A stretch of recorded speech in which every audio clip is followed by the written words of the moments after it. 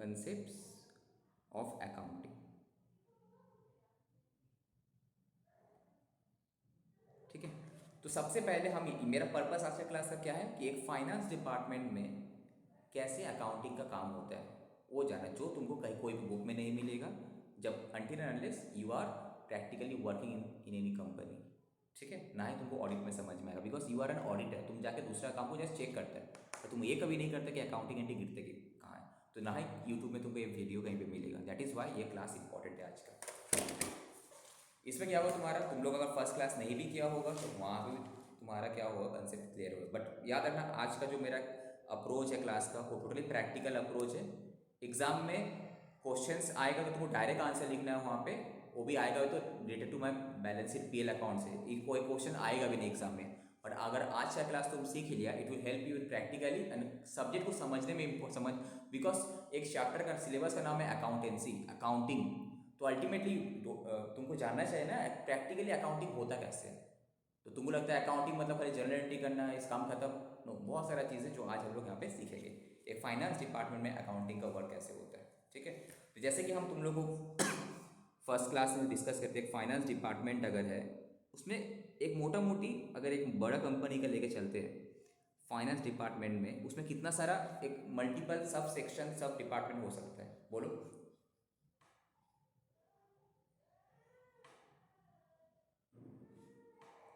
Cash department. Starting से start करते हैं। सपोज सबसे पहले फाइनेंस डिपार्टमेंट में जो मेन मेन डिपार्टमेंट होता है वो क्या होता है, मेन अकाउंट्स डिपार्टमेंट, करेक्ट। इसका काम क्या होता है पता है, इसका काम रहता है finalisations of balance sheet, PL, financial statement जो भी रहता है, कंप्लाइंस चेक करना, कंप्लाइंस ऑफ इंडेस एस और ऑल अकाउंट्स का जो क्लोजिंग होता है यही मॉनिटर करता है, अकाउंट्स और क्लोजिंग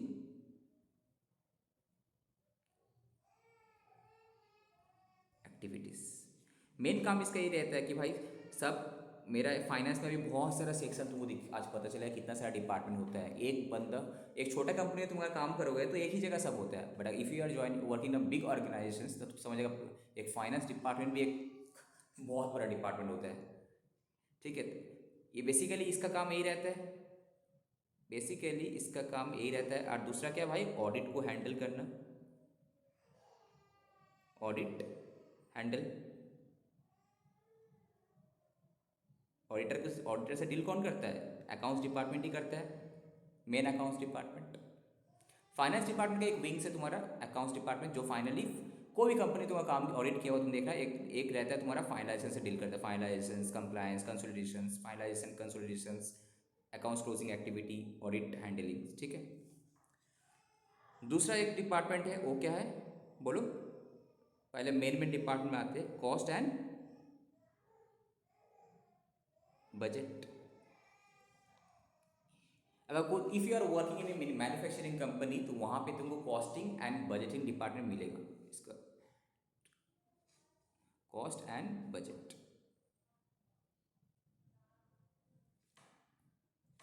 ठीक है, इसका क्या काम हो सकता है बोलो, costing, that is cost sheet banana, preparation of cost sheet,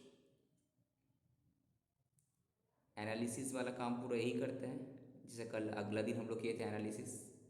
दूसरा होता है तुम्हारा का बजट, बजटिंग, बजट का जो तुम लोग कॉस्टिंग में जो हम लोग करते हैं ये पूरा काम यही करता है, स्टैंडर्ड कॉस्ट शीट बनाना, कंपैरिजन करना, ठीक है, एनालिसिस वगैरह, जैसे कल हम लोग बोले थे ब्रेक इवन पॉइंट, कंट्रीब्यूशंस वाला कैलकुलेशंस, कॉस्ट क्यों बढ़ गया क्यों कम गया, कॉस्ट कैसे कम कर सकते हैं, कॉस्ट कंट्रोल, कॉस्ट रिडक्शन पे फोकस करता है, कॉस्ट कंट्रोल कैसे कर सकते हैं, कॉस्ट रिडक्शंस कैसे कर सकते हैं। ठीक है, ये सब वेरिंग डिपार्टमेंट करते हैं पूरा।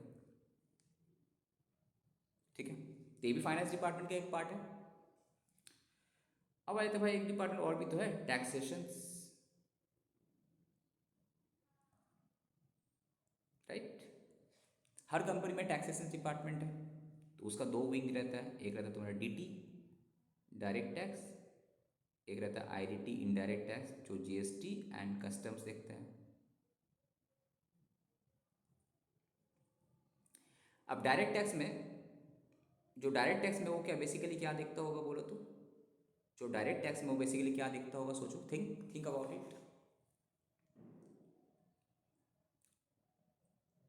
कंपनी का से इनकम टैक्स। करेक्ट। एक तो सबसे पहले बात टीडीएस, वेरी वेरी इंपॉर्टेंट है, जो तुम लोग को टीडीएस चैप्टर जब कराएंगे, टीडीएस का पूरा कंप्लायंस, किस जो हम पेमेंट कर रहे कॉन्ट्रैक्टर लोग को, जो भी बिल का पेमेंट कर रहे, टीडीएस ठीक से काट रहे कि नहीं, सामने वाले को जो सैलरी दे रहे टीडीएस सही से कट रहा है कि नहीं, तो टीडीएस का पूरा कंप्लायंस, टीडीएस का पूरा, इवन टीडीएस का रिटर्न फिटर्न सब कुछ इसको करने पड़ता है। दूसरा क्या तुम्हारा इनकम टैक्स का जो तुम्हारा कैलकुलेशन होता है ऑफ द कंपनी, वो पूरा डिफरेंट डिफरेंट हेड में इनकम टैक्स का हिसाब से कितना कैलकुलेशन होगा, टैक्स लाइबिलिटी कैलकुलेशन करना, टैक्स लाइबिलिटी कैलकुलेशन करना, एडवांस टैक्स देने पड़ता है कंपनी लोग, एडवांस टैक्स का फंडा, मिनिमम ऑल्टरनेटिव टैक्स है वो सब, ठीक है। उसके बाद जितना भी लिटिगेशन वाला केस है, केस भी तो चलता है, तो तुम क्या क्या कोई चीज़ में टीडीएस नहीं काटा, तुमको ये लगा तुम्हारा बट टीडीएस काटना चाहिए था, पर तुम क्या क्या तुम्हारे हिसाब से पीजीबीपी में तुम डिडक्शन ले लिए, बट इनकम टैक्स उसको बोलते हैं डिसअलाउ होगा, तुम लिटिगेशन में गया, लिटिगेशन जितने भी पेंडिंग लिटिगेशन वगैरह केस वगैरह चलता है वो सब पूरा डायरेक्ट टैक्स जो है उसको देखने पड़ता है। टीडीएस ये जो है ह्यूज एरिया है, मतलब फॉर्म 6, सपोज सैलरी में जो फॉर्म 16 का से लेकर शुरू करके सब ट्रांजेक्शन में टीडीएस कट रहा है कि नहीं, टीडीएस जो कटा टीडीएस जमा हो रहा है कि नहीं, इनकम टैक्स का कैलकुलेशंस करना तुम्हारा एनुअल बेसिस में, उससे पहले भी एडवांस टैक्स का तो पहले से कैलकुलेशन हो जाता है, पेमेंट हो रहा है कि नहीं, minimum alternative tax year and पे, लिटिगेशन जितना भी यही देखता है पूरा। प्लस सपोज कोई नया इनकम टैक्स का सर्कुलर निकला, वो मेरा कंपनी ऑफ कंप्लायंस हो रहा कि नहीं, वो सब इसी को देखने पड़ता है, राइट।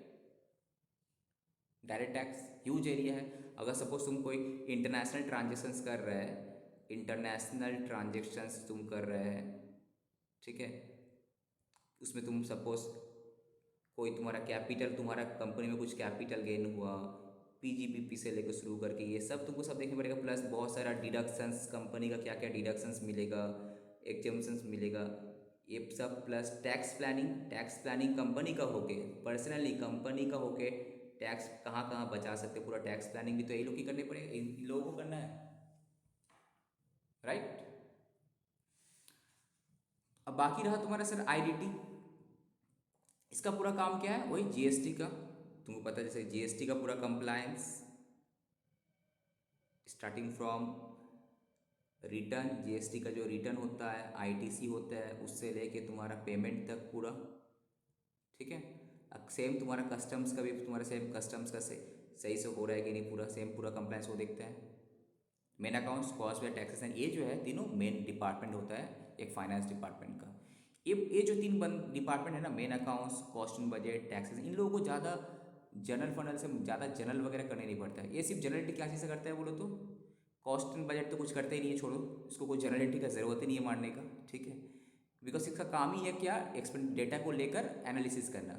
ये टैक्सेशन डिपार्टमेंट सिर्फ जनरलिटी कहाँ मारता होगा, जो टीडीएस काट रहा होगा, टीडीएस का जब पेमेंट करता होगा तब एक जेबी पास करता होगा, टीडीएस का जब पेमेंट करता है तब जेबी पास करता होगा। टैक्सेशन डिपार्टमेंट भी क्या करता होगा, जब जीएसटी का जब पेमेंट करता होगा तब करता होगा, जब आईटीसी का क्रेडिट लिया, टैक्स लायबिलिटी कैलकुलेट किया, तब बस जो एक जेबी जनरल एंट्री मारने का बस वही मारता होगा।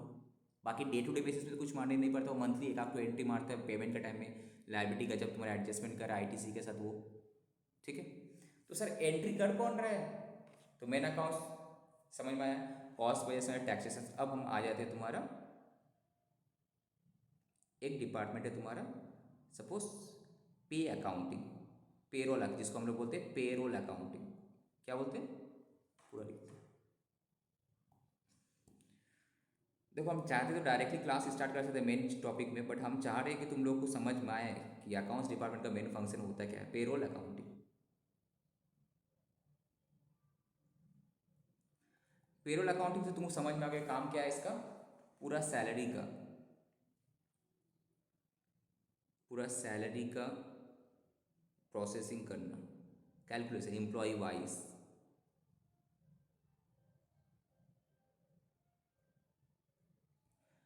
दूसरा पीएफ, ईएसआई एक्सेट्रा, जो भी उसका कंप्लायंस, मतलब पीएफ कट रहा है, टाइमली जमा हो रहा है कि नहीं, ठीक है, वो सब।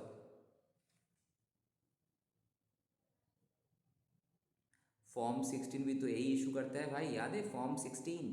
अगर कोई सैलरी एम्प्लॉय है उसको अगर रिटर्न फाइल करना है तो फॉर्म 16 बोलता है, एम्प्लॉयर से फॉर्म 16 लो, तो फॉर्म 16 भी तो यही सब यही लोग ही बना इशू करता है, ठीक है। तो इसका काम क्या है बेसिकली, इसका काम बेसिकली क्या है कि सैलरी का हमको जेबी मानना, सैलरी का जेबी मानना, ठीक है। पीएफ, ईएसआई, ठीक है, ये सब जो काट के रखा है, ठीक है, इसको पेमेंट करना, ठीक है, उसका टाइम में जो एंट्री गिरेगा। एंड मेनली यही काम रहता है इसका। प्लस सपोज जो इंटायर जो इसको वीआरएस, वीआरएस इसको हम लोग बोलते हैं final settlement, final settlement. Suppose जो रिटायर हो जा रहा है, जो रिटायर होता है, जो रिटायरिंग होता है, उसको फाइनली क्या मिलता है, पीएफ, ग्रेचुइटी, लीव इनकैशमेंट, ये सब मिलते हैं ना, तो ये सब तो फाइनली आपको पेमेंट करने पड़ेगा, ठीक है। तो ये सब अकाउंटिंग फाइनल सेटलमेंट का एंट्री वगैरह सब करने पड़ता है। और ये बहुत है, हम जस्ट छोटा छोटा मेन टॉपिक पे ये कर रहे हैं। पेरोल अकाउंटिंग एक है। अब आज तुम्हारे सब मेन अकाउंट्स हो गया, कॉस्ट बजट हो गया, टैक्सेस हो गया, पेरोल अकाउंटिंग हो गया, और ऐसा कोई सेक्शन तुमको छूट रहा है, एक है तुम्हारा क्या, सेल्स, सेल्स अकाउंटिंग भी एक है ना, राइट। सेल्स क्या करता होगा, तुम्हारा कंपनी में जितना भी इन्वॉइसिंग होता है,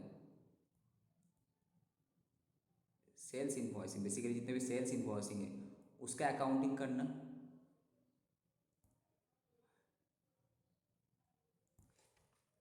सेल्स से रिलेटेड जो भी काम है। अब जो बाद बाकी डिपार्टमेंट हो गया वो तुम्हारा क्या है, बिल्स, बिल्स, ये तुम्हारा बिल प्रोसेसिंग डिपार्टमेंट। इसका बहुत सारा पार्ट है जो हम नेक्स्ट स्लाइड में दिखा रहे हैं। मेन तुम्हारा main accounts, cost budget, taxations, payroll accounting, sales and bills. Bills में भी बहुत सारे डिपार्टमेंट है, अभी हम आ रहे हैं, ठीक है। बिल्स में आ जाए, मेन तुमको जो अकाउंटिंग समझना है वो बेसिकली बिल्स का ही समझना है, बिकॉज बिल्स समझ में आ गए तो बाकी ऐसे समझ में आ जाएगा, ओके। यहाँ तक कोई डाउट?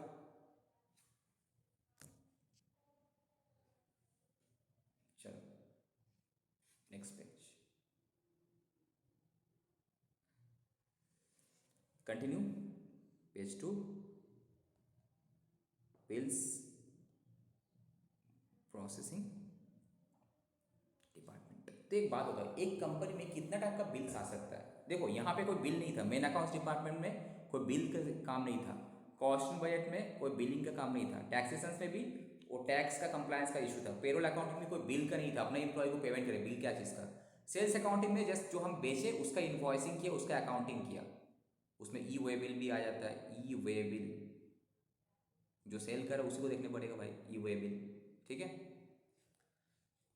अब बिल प्रोसेसिंग मतलब क्या, तुम्हारा कंपनी में तुम ऐसा कौन सा बिल जो भी परचेस करता है उसका बिल्स, जो भी सर्विस लेते हो उसका बिल्स, ठीक है, वो सब का बिल प्रोसेसिंग करने पड़ेगा। तो अब तुम लोग बताओ ऐसा कौन कौन सा बिल तुम्हारा कंपनी में आ सकता है, नेचर ऑफ बिल बताओ। रेवेन्यू एक्सपेंडिचर का बिल। रेवेन्यू एक्सपेंडिचर का बिल, वेरी गुड। तो रेवेन्यू एक्सपेंडिचर बिल मतलब किस टाइप का बिल आ सकता है, सेल्स, बोलो। सेल्स को रिलेटेड रेवेन्यू एक्सपेंडिचर्स हुआ, स्टेशनरी। प्रिंटिंग स्टेशनरीज हुआ, एनीवे, ठीक है। तो हम आ जाते हैं बिल प्रोसेसिंग। इसको हम मोटा मोटी क्या करते हैं ना, तीन पार्ट में हम इसको तोड़ते हैं।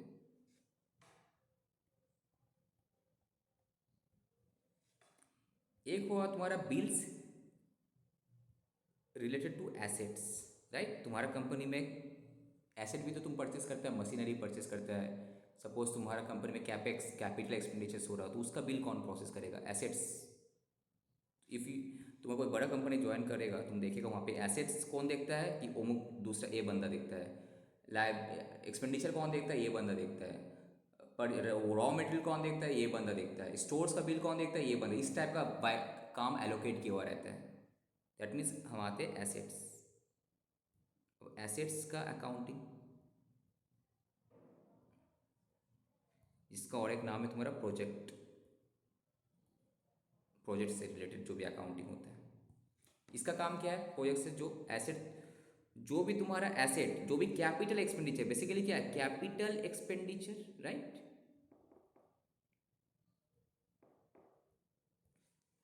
अब तुमको तो पता होना चाहिए रेवेन्यू एक्सपेंडिचर क्या होता है, कैपिटल एक्सपेंडिचर क्या होता है, क्या होता है रेवेन्यू एक्सपेंडिचर और कैपिटल एक्सपेंडिचर के अंदर डिफरेंस क्या है, बोलो। रिकरिंग नेचर होता है और वेरी गुड। जो रेवेन्यू नेचर का होता है, रेकरिंग नेचर होता है, हर महीना हर साल होते रहता है, ये रेकरिंग का उसका बेनिफिट एक ही साल के अंदर खत्म हो जाता है। बट जो कैपिटल एक्सपेंडिचर होता है उसका बेनिफिट एक साल के अंदर खत्म नहीं होता, बिकॉज ऑफ कैपिटल एक्सपेंडिचर एक नया एसेट का क्रिएशन होता है। अगर तुम कोई कैपिटल एक्सपेंडिचर कर रहे हो, बिकॉज ऑफ दैट एक्सपेंडिचर हमेशा याद रखना एक नया एसेट क्रिएट होगा, या फिर अगर एग्जिस्टिंग एसेट है उसका वैल्यूएशन बढ़ता है। आइदर नया एसेट क्रिएट हो रहा है या फिर एग्जिस्टिंग एसेट का वैल्यूएशन बढ़ रहा है। सपोज एक मशीन खराब हो, उसको मेजर कैपिटल रिपेयर हम किए, ठीक है। रिकरिंग मतलब लाइक जो हम लोग पीएल अकाउंट का डेबिट साइड में जो भी हम लोग खर्चा देखते हैं, starting from salary, depreciation, repair, maintenance, carriage inward, transportation, printing, stationery, office expenditure, ये सब तुम्हारा क्या है, रेवेन्यू नेचर एक्सपेंडिचर, जो कि ना हर महीना हर साल होते रहता है, नॉर्मल नेचर का, इसका बेनिफिट भी एक ही साल में खत्म हो जाता है। बट कैपिटल एक्सपेंडिचर क्या होता है तुम्हारा, जिसका बेनिफिट एक साल में खत्म नहीं होता, मल्टीपल ईयर तक इसका रहता है, मोर देन 1 ईयर इसको बेनिफिट मिलता है। तो एनीवे, तो एडवर्टाइजमेंट। तो कैपेक्स जिसको हम लोग बोलते हैं कैपिटल एक्सपेंडिचर, या फिर उसको हम लोग बोलते हैं कैपेक्स भी बोलते हैं, कैपेक्स। तो कैपेक्स का अकाउंटिंग करता है कि एक एसेट प्रोजेक्ट अकाउंटिंग, यहाँ पे लेट्स कंटिन्यू। तो एसेट अकाउंटिंग, तो ये बेसिकली क्या करता है, एसेट से रिलेटेड देखता है। दूसरा डिपार्टमेंट क्या हो सकता है, सोचो तुम ही लोग बताओ। बिल्स, समझ रहे हो, बिल्स क्या क्या आ सकता है एक एसेट से रिलेटेड। दूसरा raw material. Raw material, very good, raw material एक कोई भी कंपनी का एक बड़ा खर्चा वो तो है, एक ऐसा एसेट कैपेक्स, दूसरा रॉ मटेरियल। तो रॉ मटेरियल का भी अकाउंटिंग एक बड़ा एक्सपेंडिचर है भाई, ये बहुत सारा कंपनी का तो 50% खर्चा रॉ मटेरियल का ही रहता है। और क्या है, स्टोर्स, स्टोर्स का अकाउंटिंग, स्टोर्स का अकाउंटिंग, तो स्टोर्स मटेरियल जो होता है, स्टोर्स स्पेयर्स जो भी रहते हैं, एसेट, रॉ मटेरियल, स्टोर्स। अब बाद बाकी बचा क्या, बोलो, सर्विसेज। अब क्या बचा, सर्विसेज। क्या क्या तुम सर्विसेज लिया, देखो ये सब दीज आर नॉट सर्विसेज, तुमको मटेरियल मिला, रॉ मटेरियल, स्टोर्स, एसेट लिया, अब बचा क्या, सर्विसेज बिल। सर्विसेज बिल के एग्जांपल जैसे कि अगर हम बोले, बताओ क्या क्या एग्जांपल हो सकता है। सपोज जितना भी इनडायरेक्ट नेचर का है, जितना भी खर्च, जितना भी डायरेक्ट मतलब रॉ मटेरियल, स्टोर्स, एसेट छोड़कर बाद में जो भी खर्चा तुमको पीएल अकाउंट में दिखता है वो क्या सर्विसेज ही है, तो हाँ कि नहीं। पीएल अकाउंट में दिखता है रॉ मटेरियल कंज्यूम, उसको हटा दो, स्टोर्स का कंज्यूम उसको हटा दो, ठीक है। स्टोर्स में पावर फ्यूल सब इसमें सब आ जाएगा, इसमें तुम्हारा पेट्रोल डीजल भी आ जाता है, पेट्रोल डीजल सब इसी में आ जाएगा, फ्यूल इसी में आ जाएगा। उसको छोड़ के सपोज तुम्हारा कंपनी में क्या है ना, तुम्हारा कंपनी में जो फैक्ट्री में काम करता है वर्कर लोग, वो लोग कॉन्ट्रैक्टर लोग, लेबर सप्लाई, कॉन्ट्रैक्टर का लेबर सप्लाई एक बड़ा खर्चा रहता है, तो तुमको कॉन्ट्रैक्टर को पेमेंट करने पड़ता है, हाँ कि नहीं। कॉन्ट्रैक्टर्स बिल, लेबर सप्लाई का बिल है। तुम सपोज अकाउंट्स डिपार्टमेंट, तुम सर्विस डिपार्टमेंट का बिल देखता है, क्या होता है, तुम्हारा कंपनी जो भी तुम्हारा लेबर कॉन्ट्रैक्टर जितना भी है उसका बिल तेरा पास आता है, तुमको क्या करने पड़ता है, उसका कंप्लायंस चेक करके PAPSI का प्रॉपरली उसका बिलिंग सही किया कि नहीं किया, उसके बाद तुमको उसको क्या करने पड़ता है, बिल प्रोसेस करके अकाउंटिंग करने पड़ता है, करेक्ट, कॉन्ट्रैक्टर्स लेबर बिल। अब सपोज तुम्हारा कंपनी में कुछ भी अगर चीज़, कुछ भी मशीन से लेके शुरू करे, कोई भी चीज़ अगर खराब हुआ उसके लिए रिपेयर मेंटेनेंस करने पड़ता है ना, रिपेयर्स एंड मेंटेनेंस करने पड़ते हैं, तो उस चीज़ का बिल, करेक्ट। तुम्हारा कंपनी में तुम पानी खरीदता है, वाटर चार्जेस, इलेक्ट्रिसिटी बिल, ये सब भी क्या है, सर्विसेज। तो electricity bill, printing, stationery, office expenditure, office से रिलेटेड कोई भी एक्सपेंडिचर, ये सब क्या सर्विसेज डिपार्टमेंट है, ठीक है। इवन ट्रांसपोर्टर का पेमेंट, ट्रांसपोर्टर का जो पेमेंट हम कर रहे हैं ये भी क्या सर्विस डिपार्टमेंट है। रेलवे को हम कुछ भी, रेलवे का फ्रेट पेमेंट कर रहे, तुम्हारा रेल पे तुम्हारा सामान होता है, रेलवे का फ्रेट पे, ये भी क्या है सर्विसेज डिपार्टमेंट का। मेरा सर्विस बिल है, सर्विस बिल है, अल्टीमेटली मेरा सब दिखेगा। ठीक है, मतलब बेसिकली सिंपल सा चीज़ है, मटेरियल, रॉ मटेरियल, स्टोर से ऐसे स्टोर का बाकी जितना भी सर्विस नेचर का बिल रहता है, लाइक जो तुमको पीएर अकाउंट में दिखता है एक्चुअली में, ठीक है, वाटर चार्जेस, प्रिंटिंग से ऑफिस में ट्रांसपोर्टेशन बिल, फ्रेट, कॉन्ट्रैक्टर का लेबर सप्लाई का बिल, ये सब क्या है, ये सब तुम्हारा एक्सपेंड जो भी है तुम्हारा सब सर्विस डिपार्टमेंट का बिल है। तो बेसिकली इसका मतलब है जनरल एंट्री कौन पास करता है, ये सब जो डिपार्टमेंट है दे एक्चुअली पास दी जेवी जनरल एंट्री। और ये सब डिपार्टमेंट मेन अकाउंट्स क्या करता होगा, ये जस्ट जेवी पास करने के बाद जो तुम्हारा ट्रायल बैलेंस बनता होगा उस ट्रायल बैलेंस को लेकर वो बैलेंस शीट पीएल वगैरह बनाता है, कंप्लायंस चेक करता है कि इन डेज का सब हो रहा है कि नहीं हो रहा है, कॉस्टिंग वाइटिंग कॉस्टिंग कैलकुलेट करता है, टैक्सेशन अपना डायरेक्ट ऐसा कंप्लायंस देखा, अपना जीएसटी कंप्लायंस देखा। इन लोगों का पास अकाउंटिंग का कोई, तुम अगर टैक्सेशन डिपार्टमेंट काम करेगा तो तुमको अकाउंट्स का इन डेज का नॉलेज का ज़रूरत नहीं है, ना ही तुमको कुछ कोई भी नॉलेज का, जस्ट को टैक्सेशन का एक नॉलेज चाहिए यहाँ पे। सिमिलरली अगर हम कॉस्टिंग वाइटिंग में तो हमको इन डेज का जरूरत है, बट अगर हम अकाउंट्स में तो हमको इन डेज का जरूरत है, तो I must have the good knowledge of in days, हाँ कि नहीं। पेरोल अकाउंटिंग अपना अकाउंटिंग का देख रहा है, पीएफ से कंप्लायंस अकाउंटिंग। अब हर सेक्शन जो वो अपना रिलेवेंट क्या करेगा, इन डेज चेक करेगा। जैसे कि पेरोल अकाउंट में क्या होता है, इन डेज 15 115 एम्प्लॉय बेनिफिट वाला, वो अपना रिलेवेंट। सेल्स अकाउंटिंग में जो अपना रिलेवेंट इन डेज है वो अपना रिलेवेंट इन डेज का कंप्लायंस चेक करेगा। ठीक है, अब ये सब अकाउंट, ये सब डिपार्टमेंट क्या करेगा, हर ये सब डिपार्टमेंट अगर कोई भी बिल ऐसा प्रोसेस कर रहा है जहां पे इन डेज के हिसाब से कुछ ट्रीटमेंट है तो रिलेवेंट इन डेज तो इसको भी जानने पड़ेगा, प्लस टीडीएस का नॉलेज चाहिए होगा इसको कि कौन सा चीज़ में कितना टीडीएस कटेगा, जो इनकम टैक्स के हिसाब से जो हम लोग काटते हैं वो सब नॉलेज चाहिए होगा इसका। ठीक है, तो ये दीज आर बेसिकली एक फाइनेंस का एक डिपार्टमेंट है जो हम बता रहे थे। अब आए थे सर बिल प्रोसेस तब कैसे होता होगा, अभी तो तुम बिल प्रोसेस देखे नहीं, तो now bill processing, now how accounting of bills are done by any finance department।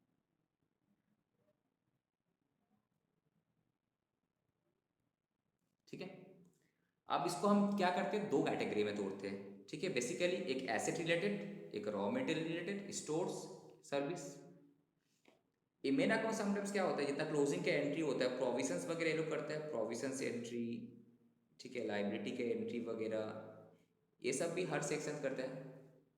यहाँ पे आए थे बेसिकली, अब हम आए थे बेसिकली तुम्हारा एसेट अकाउंटिंग, एसेट्स का अकाउंटिंग। ओके, अच्छे से समझना, प्रैक्टिकली कोई भी कंपनी में अगर तुम इन फ्यूचर में जो एज एन अकाउंटेंट जाएगा या इवन तुम लोग ऑडिट करने जाते हैं तो ये एंगल को समझने की कोशिश करें। सबसे पहले एसेट अकाउंटिंग। ओके, तो एक बात बताओ, तुम्हारा कंपनी में एक एसेट प्रोक्योर होने वाला है। ओके, आज का क्लास वेरी वेरी इंपॉर्टेंट है, कहीं तुमको ये वीडियो नहीं मिले। एक तुम्हारा कंपनी में तुम एक एसेट परचेस करेगा, ये asset it may be related to एक तुम्हारा क्या, एक नया प्रोजेक्ट आने वाला है, एक नया फैक्ट्री बन रहा है, एक या फिर एक्सपेंशन हो रहा है, या फिर नॉर्मली एक मशीनरी रिप्लेस करना है तो मशीनरी परचेस कर रहा है। ठीक है, तो हम फर्स्ट सिनेरियो तुम्हारा लेके चलते हैं। तुम्हारा इसका एसेट अकाउंटिंग में पर्पस क्या होता है, it may be related to any capital project, मतलब समझ रहा है, नया फैक्ट्री प्लांट बन रहा है, ठीक है, एक्सपेंशन हो रहा है इसलिए तुम एसेट खरीद रहे हैं, या फिर रूटीन रिप्लेसमेंट हो रहा है एसेट का इसलिए नया एसेट ये आ रहा है। ठीक है, पर्पस चाहे कुछ भी हो, ये एसेट आ रहा है, तो हमको बेसिकली अकाउंटिंग पे फोकस करना है। ओके, तो अब सबसे पहले चीज़ सोचो, अकाउंटिंग से फोकस से पहले आपको ये जानना है कि सर एसेट आ कहाँ से। सबसे पहले चीज़, तुम्हारा कंपनी में क्या एसेट परचेस होगा नहीं होगा, इसको इनिशिएट कौन करेगा, you sitting in the accounts department, तुम डिसाइड करेगा क्या एसेट परचेस करना है, कि रेस्पेक्टिव डिपार्टमेंट में जो देखता है एसेट का वो डिसाइड करेगा, जो रेस्पेक्टिव डिपार्टमेंट है। करेक्ट। तो इसका मतलब क्या है, दैट मीन्स हर कंपनी में एक तुम्हारा जिसको हम लोग बोलते हैं प्रोजेक्ट डिपार्टमेंट रहता है, जो कि ना non finance department, project department है, जो विच लुक आफ्टर करता है और प्रोजेक्ट्स या फिर कैपेक्स रिलेटेड टू वर्क। ठीक है, तो तुमको अगर कुछ नया फैक्ट्रीज बनाना है या फिर नया एक्सपेंशन करना है, तो जो भी मशीनरी वगैरह लगे, तो तुमको सबसे पहले इस प्रोजेक्ट डिपार्टमेंट के साथ मीटिंग करने पड़ेगा, डिसाइड करने क्या चाहिए नहीं चाहिए। ओके, तो एक प्रोजेक्ट डिपार्टमेंट, अब सपोज अलग अलग डिपार्टमेंट, सपोज ए डिपार्टमेंट को सपोज चाहिए कि बोला मेरा मशीन ख़राब हो गया है, ठीक है, मेरा ये वाला एसेट रिप्लेस करना है, तो ये भी इसको बताएगा। ओके, तो दैट मीन्स बेसिकली सबसे पहले एक यूज़र डिपार्टमेंट जो है, एक यूज़र डिपार्टमेंट जो उस पर्टिकुलर एसेट को यूज़ करे, यूज़र डिपार्टमेंट के पास से एक क्या आएगा, रिक्विजिशंस आएगा कि हाँ हमको ये एसेट चाहिए, आइदर ये एसेट रिप्लेस करना है या फिर मेंटेनेंस करवाना है या फिर फॉर न्यू प्रोजेक्ट के लिए। ठीक है, तो तुम्हारा पास रिक्विजिशंस आ गया, किसके पास आया होगा, प्रोजेक्ट डिपार्टमेंट का पास आया होगा रिक्विजिशंस, करेक्ट। अब प्रोजेक्ट डिपार्टमेंट क्या सोच करेगा कि यार हमको तो ये एसेट परचेस करना है, तो नाउ ये किसके पास आया, प्रोजेक्ट डिपार्टमेंट के पास आया। अब जो प्रोजेक्ट बेसिकली जो एसेट देखता है, अभी अकाउंट्स का रोल आया ही नहीं, ओके, जो बंदा एक फैक्ट कंपनी में एसेट को परचेस करने का रिस्पॉन्सिबिलिटी है, तो उसका ये परचेस डिपार्टमेंट का एक पार्ट होता है तुम्हारा। तुम लोग यहाँ पे जैसे कि हम नॉन फाइनेंस डिपार्टमेंट में अगर हम बात करें, तुम लोगों को पता है एक परचेस डिपार्टमेंट भी होता है। तो परचेस डिपार्टमेंट किस टाइप का, 3 टाइप का हो सकता है, एक रॉ मटेरियल से रिलेटेड, एक एसेट से रिलेटेड, एक तुम्हारा स्टोर्स आइटम से रिलेटेड। तीन ही चीज़ हम लोग परचेस करते हैं, राइट।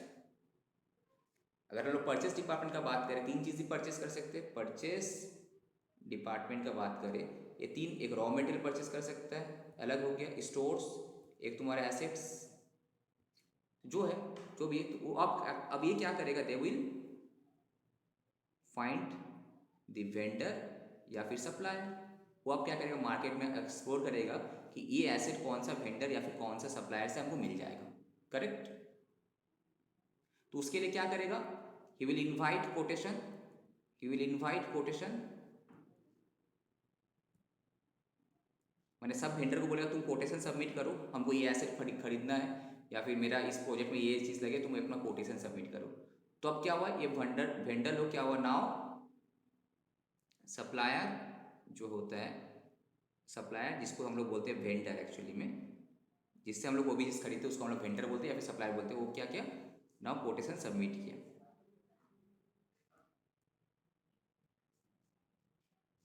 इसको बोलते हैं क्या होता है, टेंडरिंग, इसको बोलते हैं एक अच्छा वर्ड में टेंडरिंग। नाम सुना होगा तुम लोग, पेपर नोटिस या टेंडर नोटिस निकलते हैं ना, टेंडरिंग बोलते हैं। तुम टेंडर भर दिया, अरे इस कंपनी में टेंडर ओपन हुआ, टेंडर भर दो, मतलब इस कंपनी में कुछ, सपोज अगर हम एसेट का सप्लायर है तो हमको देखना है कि हाँ मेरा एसेट से रिलेटेड कोई टेंडर ओपन हो तो वो टेंडर भरना चाहिए, टेंडरिंग हम भर दिए। ठीक है, अब क्या हुआ होगा, सोचो, अब मेरे पास जो हम, अब क्या है, जो हम है परचेस डिपार्टमेंट, अब क्या करेंगे, अब हम क्या करें, टेंडर ओपन, टेंडर जो भरा अब टेंडर ओपन करेंगे हम, नाउ इवैल्यूएट करेंगे, हम चेक करेंगे कि कौन सा सप्लायर क्या रेट कोट किया। नाउ हम फाइनलाइज करेंगे कि टू हुम कॉन्ट्रैक्ट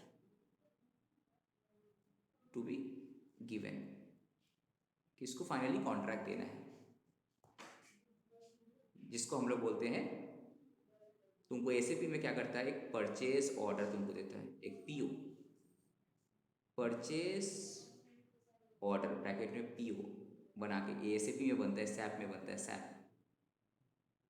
अब तुमको वेंडर बोलेगा, अरे सर आप तो बोले ठीक है आप हमसे परचेस करोगे तो कुछ ऐसा डॉक्यूमेंट तो दो, तो हम उसको एक परचेस ऑर्डर बना के देते, PO. What is it, repeat, PO, purchase order.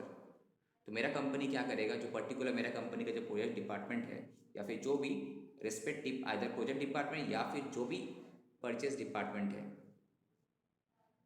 वो क्या करेगा, एक परचेस ऑर्डर इशू करेगा। परचेस ऑर्डर विल बी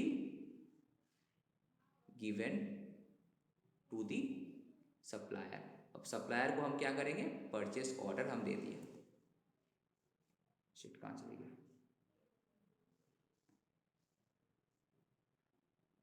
कहाँ चले गए यार।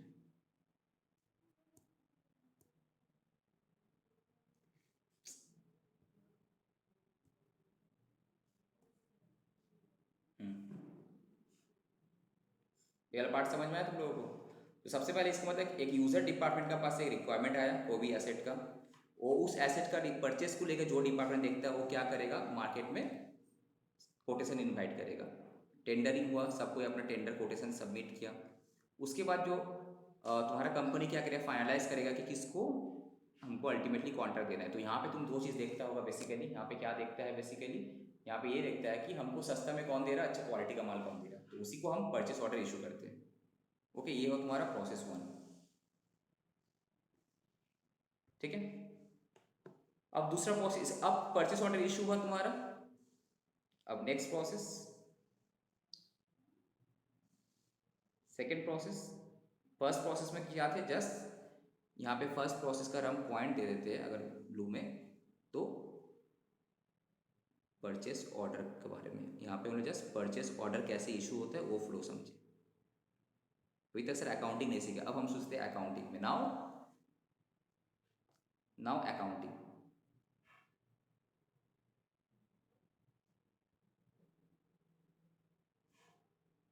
ठीक है, अब जब भी कोई एसेट परचेस किया तो तुम अकाउंटिंग तो करेगा। एसेट परचेस हुआ, परचेस करने के बाद पेमेंट करना है, तो पेमेंट कौन करता है, फाइनेंस डिपार्टमेंट ही पेमेंट करता है, करेक्ट। तो हाँ, फाइनेंस डिपार्टमेंट के एक डिपार्टमेंट को हम लोग भूल ही गए, क्या बोला, तो फंड मैनेजमेंट। फंड मैनेजमेंट या फिर जो कैश डिपार्टमेंट रहता है, करेक्ट। ये पेमेंट देखता है पूरा, बीआरएस बनाता है। ये क्या करता है, बीआरएस बनाता है, पेमेंट देखता है पूरा। Now accounting of asset. अब तुम क्या, तेरा पास एसेट आया, तो नाउ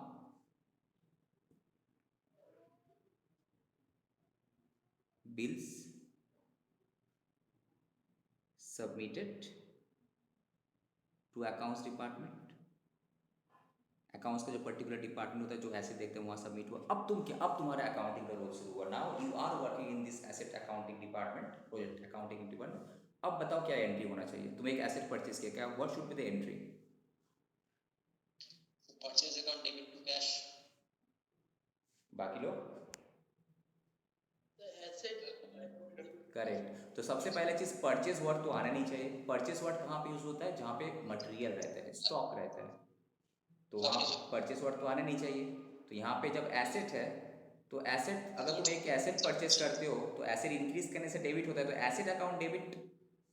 ठीक है, ठीक। तो एसेट अकाउंट डेबिट होने तो हम क्या करें, सबसे पहले चीज़ यहाँ पे, जब बिल रिसीव हुआ, जब बिल रिसीव हुआ तो क्या एंट्री करेंगे हम बेसिकली, उस पर्टिकुलर एसेट का जो नाम था, asset account debit, because asset increase किया मेरा। तो जिस दिन बिल रिसीव करते क्या उसी दिन पेमेंट कर देते हैं, नो। कभी कभी एडवांस पेमेंट करते हैं, अलग बात है। हम यहाँ अज्यूम करें चाहिए एडवांस पेमेंट नहीं करते, तो जिस दिन बिल पेमेंट को उस दिन पेमेंट नहीं किए तो मेरा क्या होगा, लाइबिलिटी होगा। इसका मतलब टू वेंडर या फिर सप्लायर। ये वेंडर या फिर ये सप्लायर कौन है, मेरा लाइबिलिटी है। तो लाइबिलिटी इंक्रीज करने से क्या होता है, क्रेडिट होता है, करेक्ट। ये जस्ट बिल रिसीव किया। अब सपोज एज पर पीओ, अब जो पीओ जो होता है ना परचेस ऑर्डर में, क्या क्या रहता है परचेस ऑर्डर में, तुम्हारा रहता है payment terms and other conditions रहता है।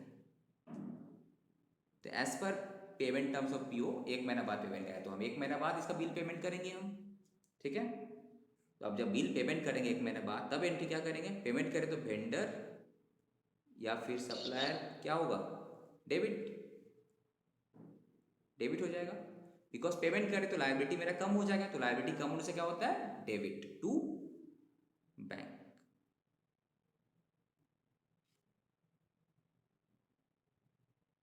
ठीक है, अंडरस्टैंड, ये होता है। अब क्या है तुम्हारा, अगर if it is related to any capital project, capital project मतलब एक नया फैक्ट्री एक्सपेंशन बन रहा था, तब हम डायरेक्ट सीधा सीधी एक पर्टिकुलर एसेट अकाउंट को नहीं क्रेडिट करेंगे। तब हम लोग करते पता है, तुम लोग बैलेंस में एक वर्ड देते हो कैपिटल वर्किंग प्रोग्रेस, याद है ये वर्ड सुना है, कैपिटल वर्किंग प्रोग्रेस, CWIP, क्या बोलते हैं इसको, CWIP, कैपिटल वर्किंग प्रोग्रेस। तो यहाँ पे एसेट अकाउंट को डेबिट नहीं करेंगे। सपोज एक ऐसा एसेट था जो कि ना अभी उसमें काम चल रहा है, अभी ये प्रोजेक्ट क्या फाइनल नहीं हुआ, तो बट एसेट तो परचेस कर चुके हैं, तो क्या एसेट अकाउंट डेबिट नहीं करके उस पर्टिकुलर एसेट का CWIP account of that particular asset, her asset के एक अलग अलग अकाउंट कोड होता है, ठीक है, उसको हम डेबिट करेंगे। अब बाद में जब लेटर ऑन जब इसको हम लोग बोलते हैं कमीशनिंग, जब प्रोजेक्ट कंप्लीट हो जाएगा, ठीक है, दैट इज कमीशनिंग सर्टिफिकेट मिल जाएगा, इसको हम लोग बोलते हैं कमीशनिंग सर्टिफिकेट, सर्टिफिकेट, तब जाके ये जो मेरा CWIP था अब फिनिश अब क्या कंप्लीट हो गया मेरा, अब ये now transfer that CWIP to asset का जो कोड होता है उस कोड में ट्रांसफर कर देंगे। तो इसका मतलब एंट्री तब क्या करेंगे, तब करेंगे हम asset account debit to CWIP, ये होता है प्रैक्टिकली अकाउंटिंग, अंडरस्टूड। तो नॉर्मल अगर एसेट का बिल था तो ये काम हो जाता खत्म। अगर तुम्हारे एसेट का बिल रिलेटेड टू प्रोजेक्ट्स था, if it is related to कोई कैपिटल प्रोजेक्ट, तो एसेट अकाउंटिंग डायरेक्ट नहीं करते हम लोग, पहले क्या करते हैं उस पर्टिकुलर एसेट का एक एसेट कोड, तो फर्स्ट एक एसेट कोड क्रिएट होता है, एसेट कोड क्रिएट होता है इन SAP, जो भी नया एसेट जब परचेस होता है, ठीक है, उस एसेट कोड एक होता है तुम्हारा मेन कोड रहता है, एक अलग से CWIP का भी कोड अलग रहता है, ठीक है। तो पहले हम क्या करेंगे, CWIP account debit to liability या vendor, again vendor account debit to bank करेंगे। बाद में जब ये प्रोजेक्ट कंप्लीट हो जाएगा, कमीशनिंग सर्टिफिकेट मिल जाएगा, तब CWIP से हटाकर हम क्या करेंगे, एसेट में ट्रांसफर कर देंगे। समझ में आ रहा आशीष? कैसा?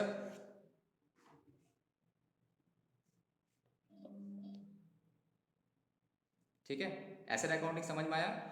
अब क्या है ना, अब डेप्रिसिएशन होता है, तो डेप्रिसिएशन का एंट्री तुमको मैनुअली करने का ज़रूरत ही नहीं पड़ता एक्चुअली, अभी SAP में ऑटोमेटिक एंट्री हो जाता है। तो डेप्रिसिएशन के टाइम में एंट्री क्या करते हैं हम लोग, सिंपली क्या होता है एंट्री, बोलो, depreciation account debit to respective assets, ये होता है, ठीक है। अब एसेट अकाउंटिंग जब कर ही रहे, इसका और एक पार्ट बचा, ये तो सब बिल प्रोसेसिंग था, ये तो था डेप्रिसिएशन था, ये तो समझ में आ गया, बट एक पार्ट और है, वो है तुम्हारा एसेट को जब हम बेचते हैं, प्रॉफिट या loss on cell of fixed asset. जब भी कोई फिक्स एसेट तुम बेचता है, उसमें आइदर प्रॉफिट होता है या फिर लॉस होता है, तो उसका अकाउंटिंग कैसे करेंगे, करेक्ट। तो फॉर एग्जांपल एक एग्जांपल लेके चलते हैं, एक एसेट का कॉस्ट था तुम्हारा 1,00,000 रुपया, ओके, लाइफ था 5 years, डेप्रिसिएशन हम मान के चलते तुम्हारा WTP एट द रेट 10%, ठीक है। अब after 2 year, after 3 years it is sold, इसको बेच दिया गया। तो हम क्या करेंगे, 3 साल बाद जब भी एसेट बिकेगा, तो आफ्टर 3 years उसका रिटेन डाउन वैल्यू था वो निकालने की कोशिश करेंगे, ठीक है। तो कैसे निकालेंगे, मेरा ओरिजिनल कॉस्ट था 1 लाख, 1 लाख में से डिप्रीशिएशन माइनस होगा, डिप्रीशिएशन माइनस होगा, डिप्रीशिएशन माइनस होगा, ठीक है, 3 साल का। तो शॉर्टकट कर लेते हैं, 1 लाख तो 10% का डिप्रीशिएशन माइनस हुआ, 1 साल बाद कितना 90% वैल्यू हो जाएगा। अगेन 1 साल बाद अगर 10% डिप्रीशिएशन माइनस हो तो 90% वैल्यू हो जाएगा, अगेन 90% वैल्यू हो जाएगा। तो ये अल्टीमेट 3 साल बाद इसका वैल्यू यही होगा। करो कैलकुलेटर पे, 1 लाख इंटू 90 इंटू 90 इंटू 90 कितना 72,900, ठीक है। अब हम एसेट को बेचे कितना में, दो सिनेरियो यहाँ पे लेते हैं। एक तुम बेचा 80,000 में और एक में तुम बेचा 65,000 में।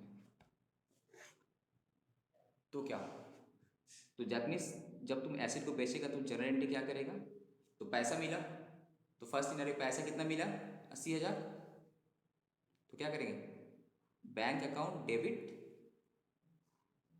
80,000, करेक्ट। अब टू क्या होगा, एक एसेट टू एसेट। अब सर ये एसेट कितना से करेंगे, टू जितना से बैलेंस था, कितना से बैलेंस था, डिप्रीशिएशन माइनस करने के बाद 72,900, तो हम क्या 72,900। तो अभी जो बाकी डिफरेंस हो क्या है, इसका मतलब loss, to loss on sale, जो हम लोग पीएल अकाउंट में दिखता है ना कभी भी, loss on cell of fixes कितना, प्रॉफिट है सॉरी प्रॉफिट हुआ, हाँ profit not loss, it is a profit. कितना हुआ प्रॉफिट बोलो, 80,000 माइनस 72,900 करने से आता है 7,100, ये हुआ, करेक्ट। तो ऐसा हमेशा याद रखना, दो मेथड होता है, एक एसएलएम का डब्ल्यूडी, तो यहाँ पे तुम डब्ल्यूडी मेथड में तुम किया बोल के उसका book value direct depreciation minus करने के बाद का वैल्यू लिया। तुमको देखना कि मेरा एसेट का वैल्यू था, डिप्रीशिएशन माइनस करके इतना, तो मिला 80,000, तो बाकी क्या प्रॉफिट हुआ। तो bank account debit, asset account credit क्यों, बिकॉज एसेट कम हुआ, एक एसेट बढ़ा, दूसरा एसेट कम हुआ, और ये तुम्हारा प्रॉफिट था। प्रॉफिट हमेशा क्या होता है, इनकम हमेशा क्रेडिट होता है। दूसरा सिनेरियो में पैसा कितना मिला, बैंक अकाउंट डेबिट कितना हुआ 65,000, और एसेट कितना से कमा 72,900, तो यहाँ पे क्या हो गया मेरा लॉस, लॉस ऑन सेल कितना हुआ 67,900 ना, 7,900, समझ में आया एसेट का अकाउंटिंग, ठीक है। अब आए थे हम लोग, एसेट अकाउंटिंग क्लियर है एकदम, एनी डाउट।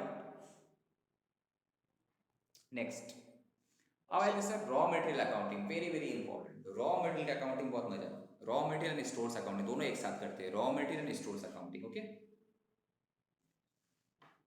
सर बोलो बोलो तो सर एक्यूमुलेटेड डेप्रिसिएशन क्या होता है, एक्यूमुलेटेड डेप्रिसिएशन क्या होता है, तुम जो हर साल डेप्रिसिएशन चार्ज करते गए तो उसको क्या किया, अलग से डेप्रिसिएशन अकाउंट खोल के हम मेंटेन किए। तो सपोज तुमको जब हम जब बैलेंस शीट में दिखाएंगे, एक ओरिजिनल कॉस्ट पे एसेट दिखाएंगे, उससे एक ही बार में लेस एक्यूमुलेटेड डेप्रिसिएशन, अभी तक का डेप्रिसिएशन, ठीक है। जैसे कि क्या है ना, दो मेथड होता है तुम्हारा, एक हो तुम्हारा एक एसेट्स, एक हो डेप्रिसिएशन, ठीक है। तो हर सपोज एसेट था 1 लाख का, ठीक है। अब डेप्रिसिएशन सपोज हम अगर 10% का चलाते हैं तो यहाँ पे कितना होगा 10,000, तो यहाँ पे तुम्हारा बैलेंस कितना होगा, रिटर्न डाउन वैल्यू, ये 10 माइनस करने से कितना हो जाएगा 90,000 हो जाएगा। अगेन कितना चला 10% कितना हुआ 9,000, अगेन कितना हो जाएगा 81,000 आ जाएगा, 10% कितना हुआ तुम्हारा 8,100, ठीक है। अब एक मेथड है, इसका मतलब अगर तुमसे कोई पूछे क्वेश्चन में तो बैलेंस शीट में तुम्हारा एसेट का वैल्यू कितना है, तुम डायरेक्टली बोलोगे 81,000, वाई, बिकॉज ऑलरेडी डेप्रिसिएशन तुम माइनस कर चुका है। दूसरा तरीका क्या है, दूसरा तरीका तुम ये बोलोगे कि ओरिजिनल कॉस्ट था कितना मेरा 1 लाख, और अभी तक का इसमें डेप्रिसिएशन कितना है, एक्यूमुलेटेड डेप्रिसिएशन कितना है, total value 10,000 plus 9,000 plus 8,100, that is 27,100। तो इससे माइनस करो तो देखो आंसर एक ही आएगा, 81,000 ही आएगा।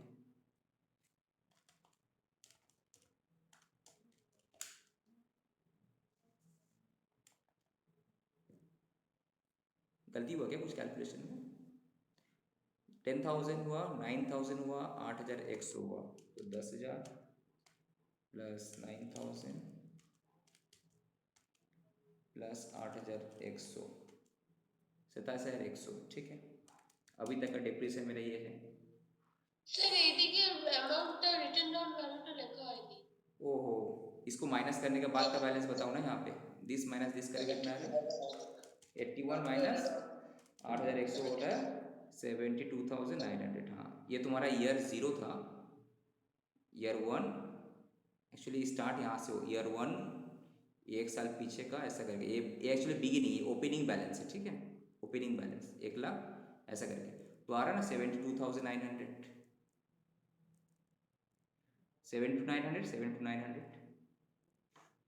तो दो तरीका, तो बैलेंस में तुमको दिखाना है तो तुम एसेट को ओरिजिनल कॉस्ट पे दिखाओ लेस एक्यूमुलेटेड डेप्रिसिएशन, या फिर तुम क्या करो डायरेक्टली तुम ये वैल्यू दिखाओ 72,900। दो रास्ते रहते हैं। ठीक है,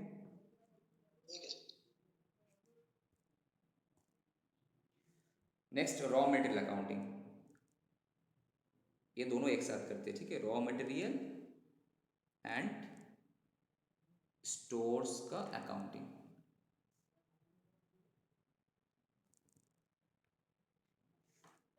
तो सिमिलरली जैसे कि एसेट का तुम्हारा परचेस करने के रिक्विजिशन तुम्हारा रेस्पेक्टिव डिपार्टमेंट से आया था, या फिर तुम्हारा प्लांट में नया एक्सपेंशन था बोल के आया था, सिमिलरली रॉ मटेरियल या फिर स्टोर्स का परचेस करने के रिक्वायरमेंट कहाँ से आएगा? रेस्पेक्टिव प्रोडक्शन डिपार्टमेंट से आएगा। प्रोडक्शन डिपार्टमेंट को क्या होता है, प्रोडक्शन करने के लिए चाहिए होता है भाई रॉ मटेरियल, उसी को चाहिए होता है भाई स्टोर्स आइटम। करेक्ट। जब ये खत्म हो जाएगा, जब स्टॉक खत्म होने वाला है, तो क्या करता होगा? इन्फॉर्म करता होगा किसको? रेस्पेक्टिव रॉ मटेरियल एंड जो स्टोर डिपार्टमेंट रहता है उसको इन्फॉर्म करता है। करेक्ट। तो ना ये इन्फॉर्म कैसे करता है? ये इन्फॉर्म होता है थ्रू इंडेंट, इसको हम लोग बोलते हैं इंडेंट। हर कंपनी में एक इतना बड़ा एसेट तुम परचेस कर रहा, अपना मर्जी से तो परचेस नहीं कर सकता, तो somehow it must be routed through some, किसी का थ्रू से रेज होना चाहिए, वो रिक्वेजिशन आया होगा, रिक्वेस्ट आया होगा कि आपको हमको ये एसेट चाहिए, खत्म हो गया, तो क्या करेगा ये? उसको बताएगा इंडेंट, ये मटेरियल का इंडेंट देगा। इंडेंट ये क्या देगा? Material indent. बोलेगा भाई मेरा स्टॉक खत्म होने वाला, अब हमको इतना मटेरियल दो। करेक्ट। तो प्रोडक्शन डिपार्टमेंट अपना स्टॉक जब खत्म होने वाला है तो इन्फॉर्म करेगा रेस्पेक्टिव डिपार्टमेंट को, रॉ मटेरियल स्टोर्स को, कि मेरा मटेरियल इतना चाहिए। अब ये क्या करेगा? जो respective raw material stores department, he will check उसके पास स्टॉक है कि नहीं, चेक करेगा, स्टॉक का पोजीशन चेक करेगा। करे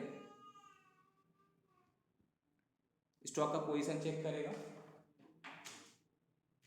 अब अगर उसके पास if stock is very low, अगर कम है, तब वो क्या करेगा?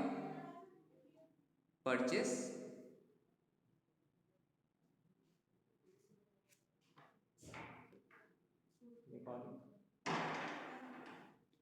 तब वो क्या करेगा? परचेस ऑर्डर इशू करेगा वो। हाँ कि नहीं? सॉरी, ये परचेस ऑर्डर नहीं, गलत बोल रहे हम, परचेस रिक्विजिशंस देगा। ये क्या करेगा? परचेस रिक्विजिशन, जिसको हम लोग बोलते हैं ब्रैकेट शॉर्ट में PR, परचेस रिक्विजिशंस। ये भी सैप में होता है, ये भी सैप का थ्रू से होता है। ठीक है, इसका प्रोसेस क्या है? तुम्हारा प्रोडक्शन डिपार्टमेंट से चले गए कहाँ पे? रॉ मटेरियल स्टोर डिपार्टमेंट को बताया कैसे? मटेरियल इंडेंट का थ्रू से बताया। अब रॉ मटेरियल डिपार्टमेंट अपना स्टॉक पोजीशन चेक करेगा, चेक करने के बाद वो बोलेगा कि भाई हमको इतना, मेरा पास स्टॉक खत्म होने वाला है, अब हमको इतना परचेस करके ला के दो। तो किसको बोलेगा परचेस करने के लिए? बोलो, परचेस डिपार्टमेंट को बोलेगा, ऑब्वियसली बात है। किसको बोलेगा? परचेस डिपार्टमेंट को बोलेगा। फ्लो समझ में आ रहा? परचेस डिपार्टमेंट को बोलेगा। नाउ अब परचेस डिपार्टमेंट क्या करेगा? सेम वो क्या करेगा फिर, बोलो वही सेम। अब परचेस डिपार्टमेंट अपना काम शुरू कर दिया, क्या करेगा, invite quotation from supplier. Supplier लोग उसके पास जो रजिस्टर्ड है सप्लायर, इसको हम लोग बोलते हैं, इस प्रोसेस को क्या बोलते हैं, टेंडरिंग। इस प्रोसेस को क्या बोलते हैं हम लोग, टेंडरिंग। टेंडर ओपन करेगा इशू। अब क्या करेगा सप्लायर लोग, क्या करेगा, कोटेशन सबमिट करेगा, कोटेशन सबमिट करेगा। ठीक है, कौन, सप्लायर लोग, सप्लायर कोटेशन सबमिट किया। उसके बाद क्या होगा, फाइनल वेंडर सिलेक्शन होगा। यहाँ पे जिसको हम फाइनली वेंडर सिलेक्ट करेंगे उसी को हम क्या करेंगे, परचेस ऑर्डर, कौन, मतलब परचेस डिपार्टमेंट, परचेस ऑर्डर, इसको हम लोग बोलते हैं पीओ, सैप में पीओ बोलते हैं इसको, सैप इशू करेगा। ये है तुम्हारा प्रोसेस। अभी तक देखो अकाउंटिंग का पार्ट नहीं आया, अकाउंटिंग का पार्ट अब आएगा। तो क्या हुआ, तो सबसे पहले प्रोडक्शन डिपार्टमेंट मटेरियल इंडेंट दिया, रॉ मटेरियल या फिर स्टोर्स डिपार्टमेंट को। अगेन स्टोर्स डिपार्टमेंट चेक किया, उसके बाद स्टॉक नहीं है तो वो दे दिया भाई रिस्पेक्टिव परचेज डिपार्टमेंट को कि हमको इतना माल खरीद के ला के दो। अभी इसका हेडेक है। अब परचेज डिपार्टमेंट टेंडर ओपन कर दिया कि हमको इतना मटेरियल चाहिए इतना दिन के अंदर। जब सप्लायर लोग कोटेशन सबमिट किया तो परचेज डिपार्टमेंट फाइनली एक वेंडर को सिलेक्ट किया, अब उसको परचेस ऑर्डर इशू कर दिए। ओके, अब जाके क्या होगा, नेक्स्ट पार्ट। अब क्या हुआ, सप्लायर माल सप्लाई किया। अब नाउ सप्लायर सप्लाई किया मटेरियल, तो ये मटेरियल मतलब रॉ मटेरियल ही हो या फिर स्टोर मटेरियल सप्लाई किया। ठीक है, अब मटेरियल सप्लाई करने के बाद से now accounting process start. Now accounting process starts. अब जाके अकाउंटिंग प्रोसेस स्टार्ट होगा। मटेरियल सप्लाई किया मतलब क्या, बिल भी आएगा इसके पास,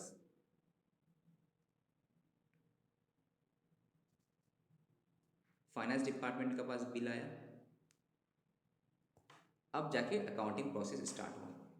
अब देखो accounting process,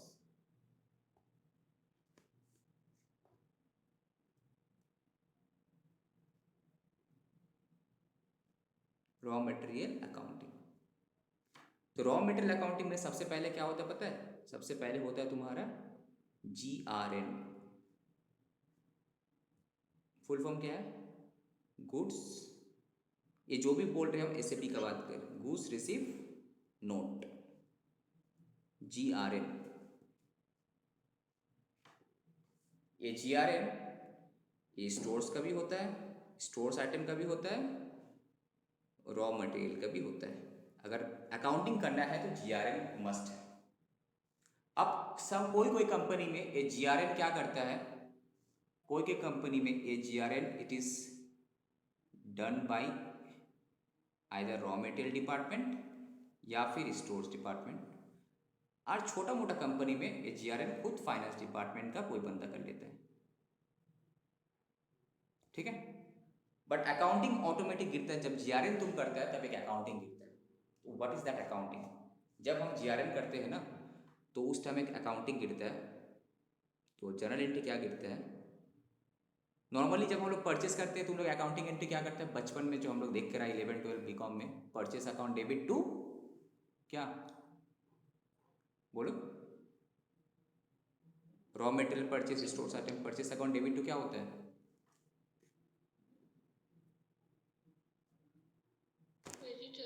creditors. Very good. तो हम लोग नॉर्मली करते हैं purchase account debit to supplier या purchase account debit to creditor, ये करके आते हैं 11-12 का जर्नल एंट्री में या फिर BCom में भी। और प्रैक्टिकली जब कोई चीज़ परचेस होता है, इवन कोई अगर तुम मटेरियल परचेस कर रहे हो उसका अकाउंटिंग इस तरह से नहीं होता, परचेस अकाउंट डेबिट कभी भी नहीं होता। The purchase account is debit is only written in the book, never purchase account is debited in the accounts. Purchase account बोल के एक वर्ड खाली हम लोग बुक में देखते हैं, प्रैक्टिकली परचेस अकाउंट बोल के कुछ वर्ड अकाउंट नहीं रहता है, नेवर।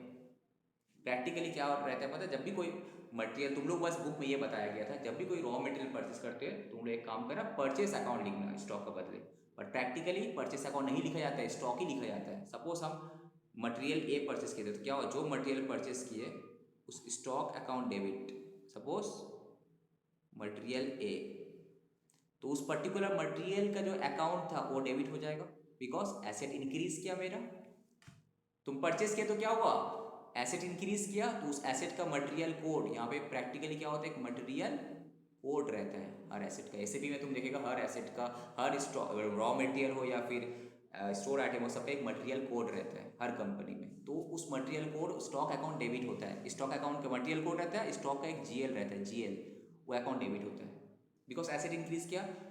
टू होता है एक क्लियरिंग अकाउंट रहता है, GRIR क्लियरिंग अकाउंट।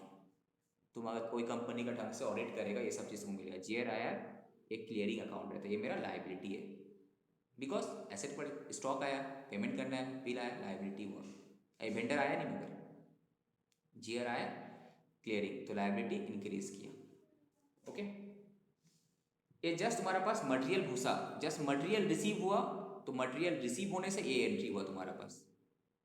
क्या एंट्री हुआ बोलो?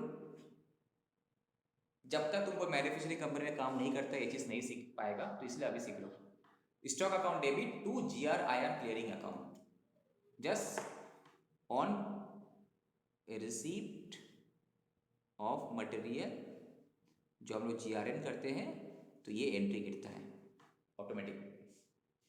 ठीक है, नाउ अब क्या हुआ, GRN होने के बाद now bills received for making payment, बोलो उस बिल का पेमेंट करो।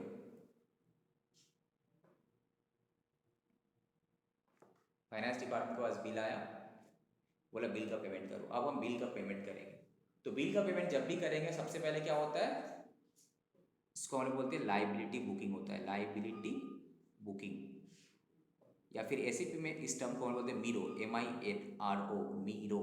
एसीपी में इसको बोलते हैं Miro.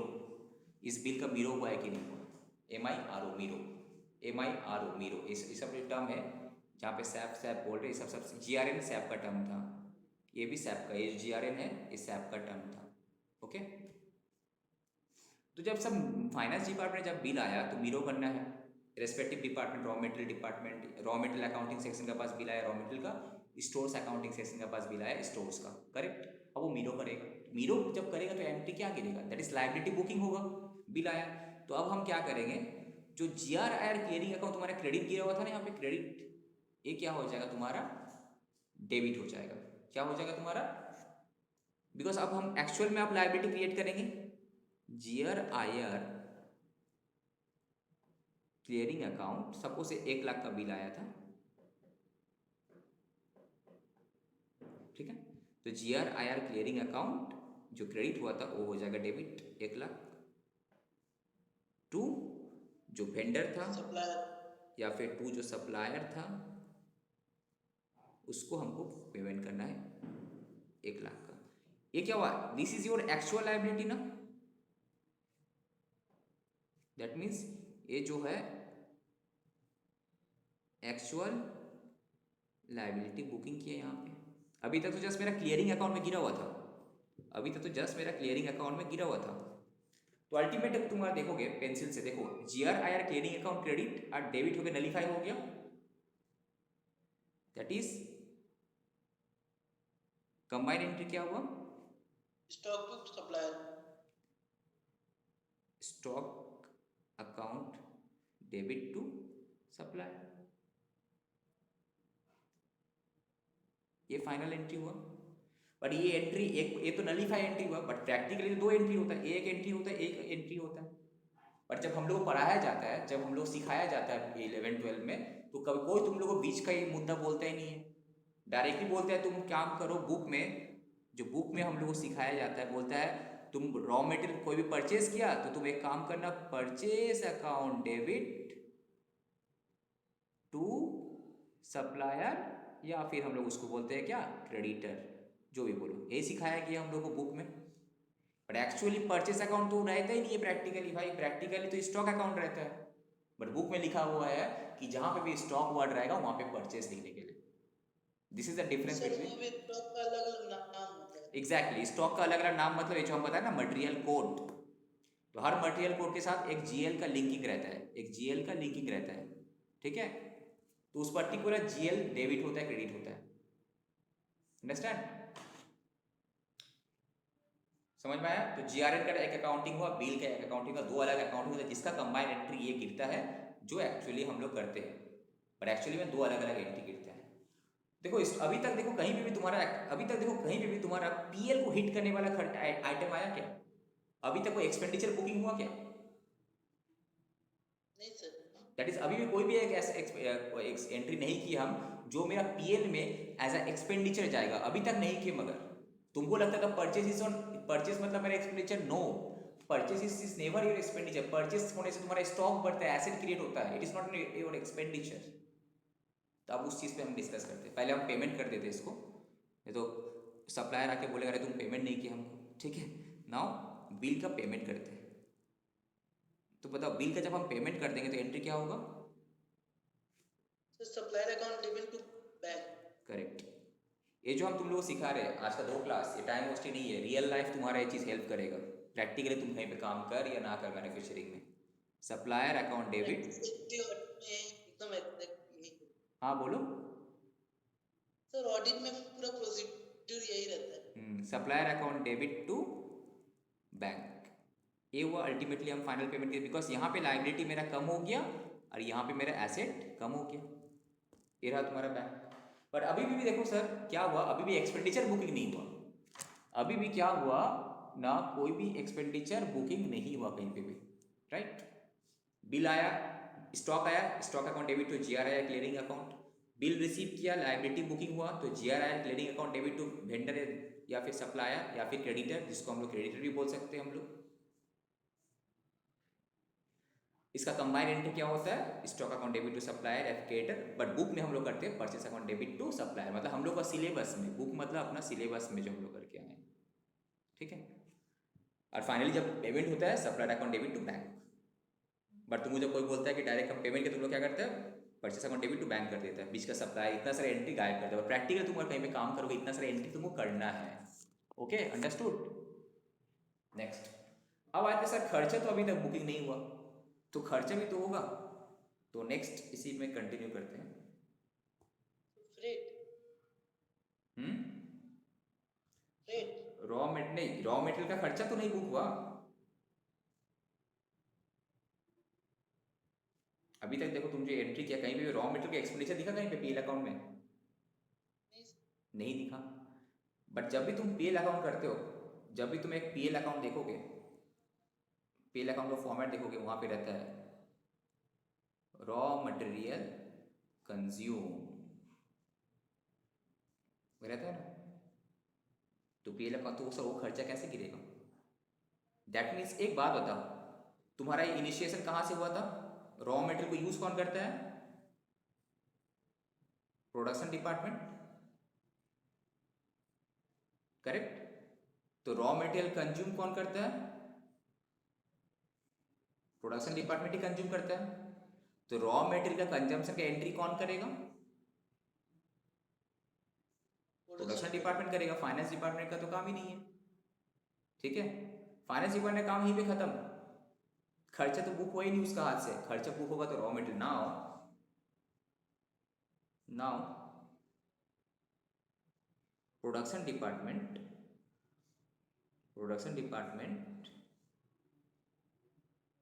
will consume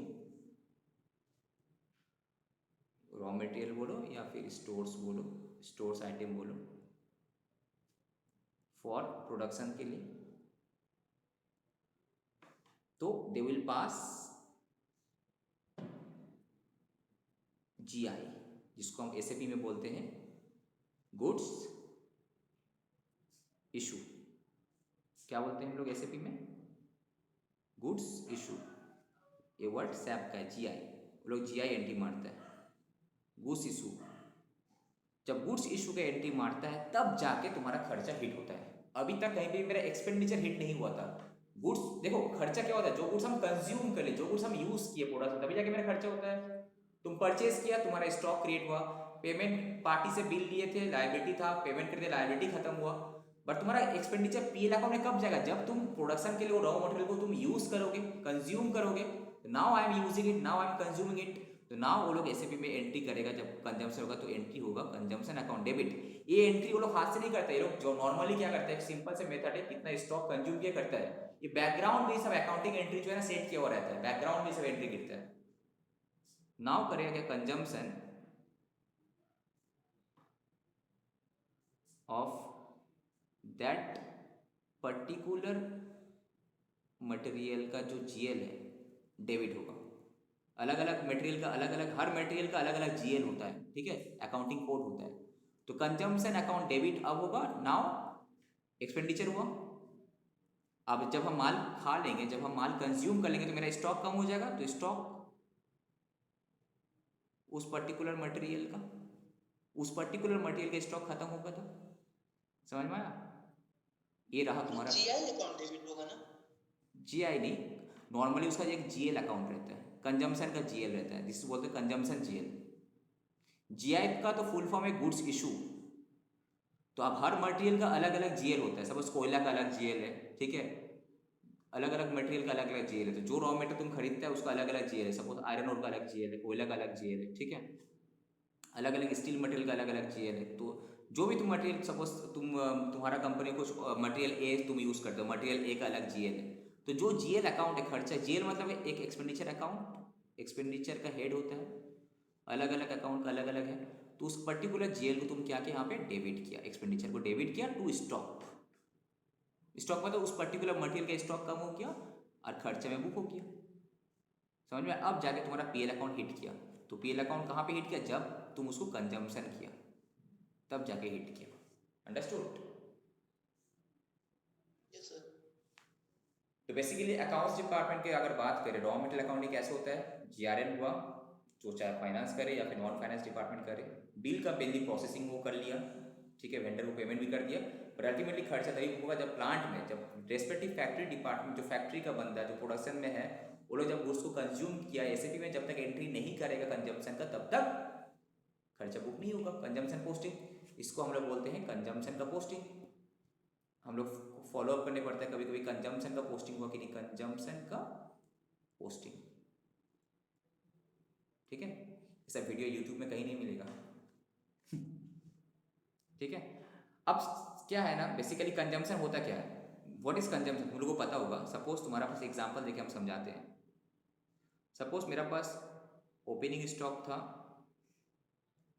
raw material से रिलेटेड बात कर रहे हैं, 10,000 kg, ओके। इस महीना हम परचेज किए थे 1,00,000 kg। मेरा पास क्लोजिंग स्टॉक बचा हुआ है 5,000 kg। तो बताओ, तुमसे हम सिंपली क्वेश्चन पूछ रहे कि कंजम्पशन कितना किए हम, कितना कंजम्पशन किया, रॉ मटेरियल कितना तुम यूज़ किया, कितना हुआ? 5,000। 1,05,000। Very good. कैसे आया सर 1,05,000? दोनों का डिफरेंस है सर। बेसिकली हम लोग ऐसा करते हैं सर, मेरा पास ओपनिंग स्टॉक था 10,000 और हम परचेज किए 1,00,000 का, तो माल कितना हो गया, 1,10,000। तो 1,10,000 का मेरे पास टोटल स्टॉक अवेलेबल था, उसमें से बचा हुआ कितना है, 5,000। तो बाकी कहाँ गया सर, हम कंज्यूम कर लिए। ये जो कंज्यूम किया इसी का एंट्री तुम यहाँ पे करता है, दैट क्वांटिटी इनटू उसका जो रेट था, घुस गया अकाउंट्स में। और डिटेल में नहीं जाएंगे, तुम लोगों को समझ में नहीं आएगा जब तक तुम प्रैक्टिकली काम नहीं करेगा, हम बस कंसेप्ट पे फोकस करें, ठीक है। समझ में आया? तो जो पीएल अकाउंट में रहता है ना, रॉ मटेरियल कंज्यूम, ये क्या है, परचेज है? No, it is what, opening stock plus purchase minus closing stock वाला रॉ मटेरियल कंज्यूम रहता है ये। दैट इज, ये क्या है, ये जो रेस्पेक्टिव यूजर डिपार्टमेंट जो एंट्री किया हुआ, कंजम्पशन पोस्टिंग किया होगा, उसी का है, correct. Understand? Raw material and store accounting समझ में आ गया? इसके बाद तुम कहीं भी कुछ भी काम कर सकते हैं।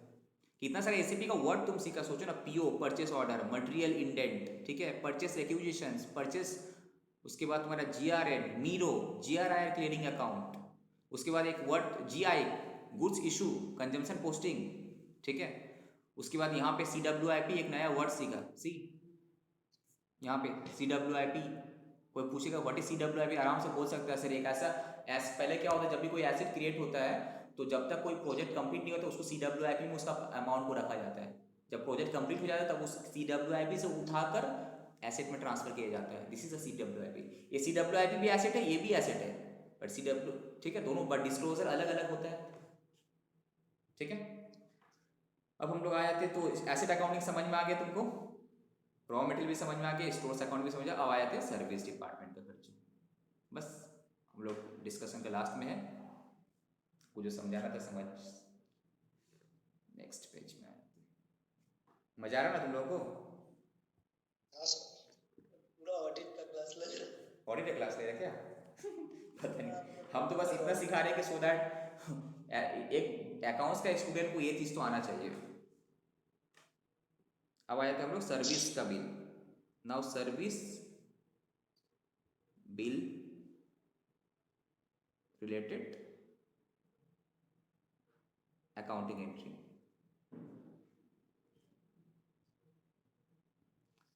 सर्विस बिल में क्या क्या आता है तुमको समझ में आ गया, क्या क्या बोलो, सिंपल चीज, एसेट छोड़कर, रॉ मटेरियल छोड़कर एंड स्टोर छोड़कर बाकी जो भी खर्चा है क्या है, सर्विस बिल है।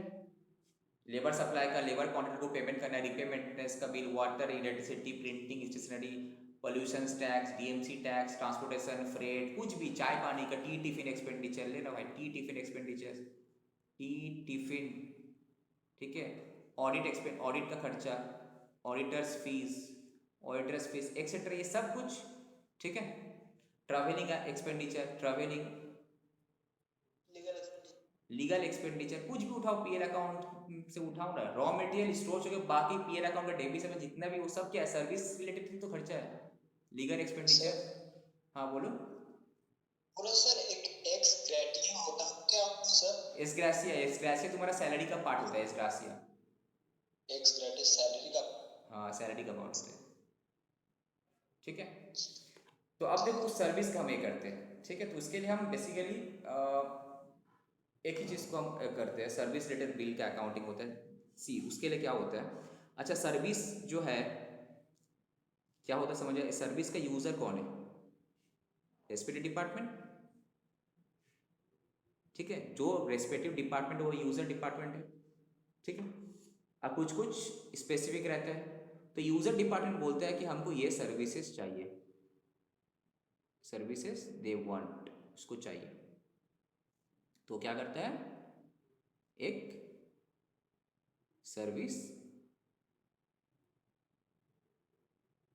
रिक्विजिशन बनाता है।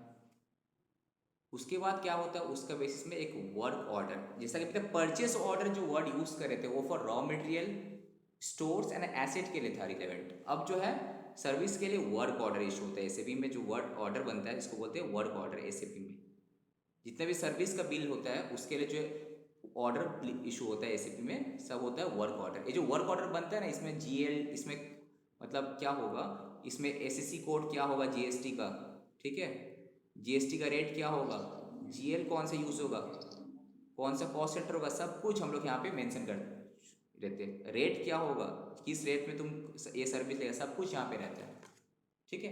अब जब वर्क ऑर्डर इशू हुआ, अब फाइनली बिल्स आया, ठीक है। अब फाइनली क्या हुआ, जब बिल्स रिसीव हुआ, अब सामने वाला सर्विस डिपार्टमेंट से सर्विस हुआ, अब जहाँ भी बिल्स रिसीव हो, चाहे रेस्पेक्टिव डिपार्टमेंट में बिल रिसीव हो या फिर डायरेक्टली फाइनेंस डिपार्टमेंट में बिल रिसीव हो, तो सबसे पहले वो लोग क्या करेगा पता है, सर्विस एंट्री शीट करेगा, सर्विस एंट्री शीट्स, जिसको हम लोग बोलते हैं, एसीपी में एक टी कोड है ML81N, सर्विस एंट्री शीट। इसमें एंट्री क्या कहते हैं, बेसिकली उसी वर्क ऑर्डर का थ्रू से हम लोग एंट्री करते हैं। यहाँ पे एंट्री गिरता है तुम्हारा जीएल अकाउंट डेबिट टू 8 में खर्चा बुक हो जाता है, एक्सपेंडिचर इज बुक नाउ। उस पर्टिकुलर जीएल जो होता है, जीएल मतलब समझ गया, सपोज एक का था जीएल का नाम बोले हम लोग, ठीक है, रिपेयर मेंटेनेंस, हायर चार्जेस वगैरह वगैरह कुछ भी हो सकता है, water charges, electricity, whatever, debit to GRIR clearing account, ठीक है। अब उसके बाद वो बिल पेमेंट के लिए जब मीरो होगा, नाउ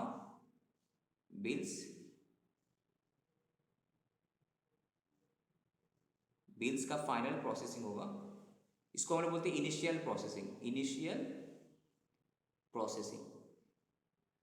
अब जब बिल का फाइनल प्रोसेसिंग होगा, बिल्स का, अब अकाउंट्स डिपार्टमेंट में बिल का फाइनल प्रोसेसिंग होगा, वो क्या करेगा, मीरो करेगा, दैट इज मीरो करेगा, लायबिलिटी बुकिंग करेगा वो मीरो, MIRO मीरो, ठीक है।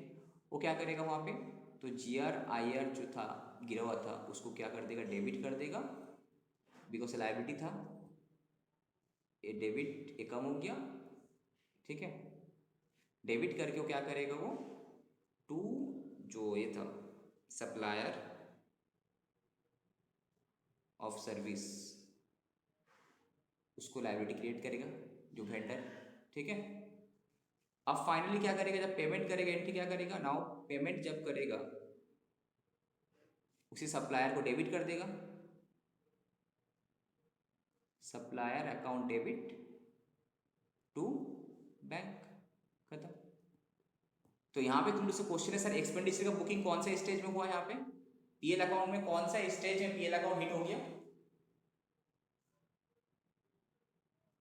बोलो,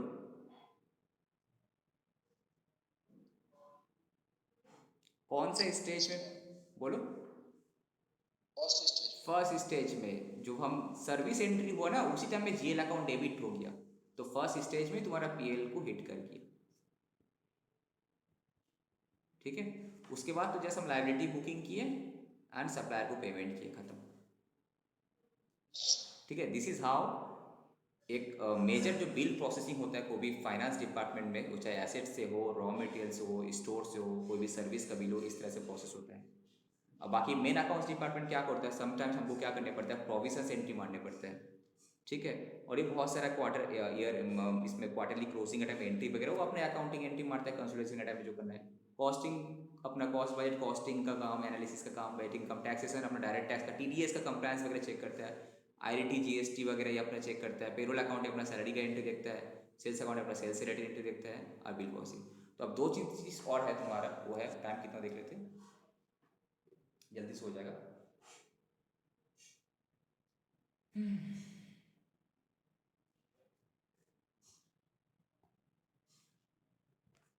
जब परचेस होता है, एक काम करते हैं, जब परचेस करते हैं हम लोग तो नॉर्मली एंट्री क्या करते हैं हम लोग, तुम लोग बुक के हिसाब से अगर हम देखें, either purchase account debit if material है तो, ठीक है, और अगर एसेट है तो क्या करते हैं हम लोग, बोलो, एसेट अकाउंट डेबिट करते हैं। अब जब परचेस करते हैं विद GST भी तो रहता है, विद GST, अब उसमें GST वाला इनवॉइस, तो उसका एंट्री क्या करेंगे, तो सपोज तुम जो परचेस किया था उसका वैल्यू था 1 लाख का, ठीक है। अब सामने वाले तुमसे GST चार्ज किया 18%, तो 1 लाख का 18% क्या होगा, 18,000, तो वहाँ पे हम लोग करते हैं इनपुट GST, ठीक है। तो ये एक्चुअली अगर IGST है तो इनपुट IGST करते हैं, और अगर ये CGST AGST वाला है तो एक होता है तुम्हारा इनपुट CGST, अगेन होता है इनपुट AGST, राइट।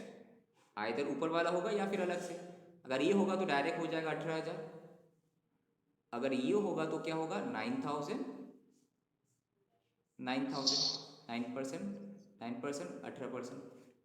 तो my question is that sir ये 18,000 ये डेबिट क्यों हुआ, बिकॉज ये तुम्हारा एक एसेट है, ये मेरा एसेट है, बाद में इसको हम एडजस्ट करेंगे जब GST का लायबिलिटी पे करेंगे, that is why it is debited. ये एसेट इंक्रीज किया, डेबिट हुआ, ये भी तुम्हारा क्या एक एसेट है, ठीक है। तो अब अल्टीमेटली जब हम पेमेंट करेंगे, सप्लायर कितना पेमेंट करेंगे, हम एक ही बार में टू कर देते हैं, टू सपोज सप्लायर, अगर हम क्रेडिट में परचेस किए, अगर एक ही बार में पेमेंट करेंगे टू बैंक, करेक्ट। कितना करना है पेमेंट, कितना करना है पूरा 1,18,000 निकालना। ओके, एक जीएसटी के साथ एंट्री करवाना था तुम लोगों को। सिमिलरली जब हम सेल करते हैं, ठीक है। अच्छा, सेल का बैड डेट कैसे होता है, अकाउंटिंग वगैरह, ये सब फर्स्ट क्लास में ऑलरेडी हम करवा दिए थे, राइट आशीष? Yes sir. करवाए थे वो सब, तुम लोग देख लेना फर्स्ट क्लास का। अब सेल्स का जब अकाउंटिंग होता है विथ जीएसटी, सपोज हम किसी को बेचा, उससे जीएसटी भी कलेक्ट किए, तो सेल्स का अकाउंटिंग कैसे करते हैं? तो हम जिसको भी बेचे, अगर डायरेक्टली कैश में बेच दिए तो bank account debit, but actually कोई भी कंपनी में प्रैक्टिकली देखा जाएगा तो सम बैंक अकाउंट डेबिट नहीं किया जाता, पहले कस्टमर अकाउंट को डेबिट किया जाता है, ठीक है। तो पहले डेटर अकाउंट डेबिट होता है, बाद में उससे कैश रियलाइज का एंट्री होता है। तो बैंक अकाउंट डेबिट या फिर डेटर अकाउंट डेबिट कितना से करेंगे देखते हैं। सपोज सेल किए हम कितना, 1 लाख का, ये तो मेरा खुद का इनकम है, बट सामने वाला के ऊपर जीएसटी होता है कोई 18,000, तो यहाँ पे क्या करते हैं, आउटपुट 2 हो सकता है, एक आईजीएसटी होगा या फिर अगर विद इन स्टेट किए तो सीजीएसटी, एसजीएसटी कितना 9,000 या फिर 18,000, जो भी है, अल्टीमेटली यहाँ 18,000 होगा। तो इससे पैसा कितना मांगेंगे भाई, 1,18,000 पैसा मांगेंगे हम।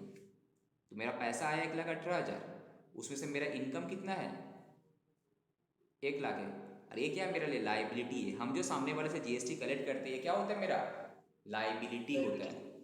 अब फाइनली जब हम जीएसटी का पेमेंट करेंगे, तुम लोगों को पता है कि तुम लोग जीएसटीआर 1, 2 के बाद एक जीएसटीआर 3B वगैरह बना के हम लोग कैलकुलेट करते हैं। तब क्या करते हैं हम लोग, आउटपुट जीएसटी कितना था लाइबिलिटी, और इनपुट जीएसटी को एडजस्ट करके नेट में पेमेंट करते हैं, करेक्ट।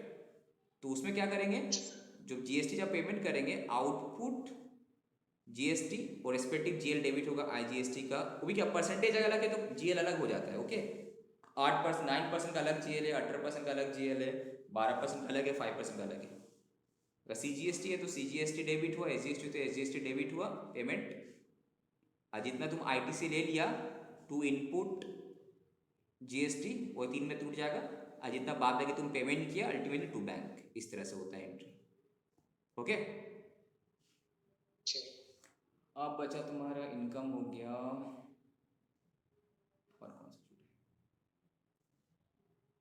सर टीडीएस का भी ऐसे ही होता है। हाँ टीडी, अब हाँ राइट, टीडीएस ही कराने वाले थे, राइट, एक चीज छूट गया, टीडीएस, ठीक है। तो जीएसटी का समझ में आ गया, अब सब कुछ टीडीएस भी है, ठीक है। तो टीडीएस के लिए बता देते हैं। Next, now TDS, general entry with TDS, general entry with TDS. Suppose तुम कोई कॉन्ट्रैक्टर से काम करवाया, ठीक है, तो उसमें टीडीएस काटना है तुमको, ठीक है। तो बेसिकली जो भी खर्चा था तुम्हारा, तो क्या करेगा वो खर्चा अकाउंट, एक्सपेंडिचर अकाउंट डेबिट हुआ। कोई भी सर्विस एंट्री क्या था पहले, एक्सपेंडिचर अकाउंट डेबिट होगा सर्विस का केस में, राइट, डेबिट। सपोज 1 लाख रुपये सर्विस डेबिट हुआ।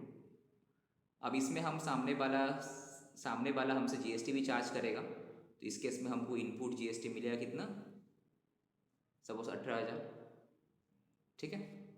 अब जब हम इसको पेमेंट करेंगे, क्वेश्चन इज दैट पेमेंट कितना करें, टू बैंक करना है पेमेंट, तो हम क्या, हमको बोला कि टीडीएस काट के पेमेंट करने पड़ता है, बिकॉज ये ऐसा ट्रांजेक्शन है जिसमें 2% सपोज टीडीएस लगता है, तो हम 2% काटेंगे। 2% कितना, जीएसटी लेकर कि जीएसटी छोड़कर बेसिक ऊपर, तो 1 लाख ऊपर 2% मतलब कितना होगा, 2,000। तो बाकी कितना पेमेंट करना है इसको, 1,16,000। तो ये मेरा क्या लाइबिलिटी था, ये जो टीडीएस काट के रख ली मेरा लाइबिलिटी है।